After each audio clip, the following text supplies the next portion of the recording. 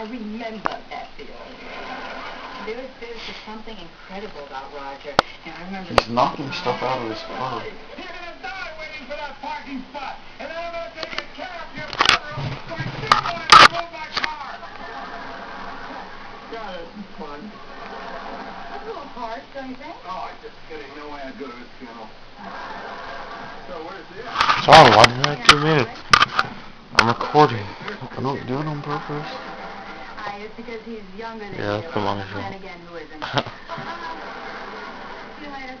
Have a good night.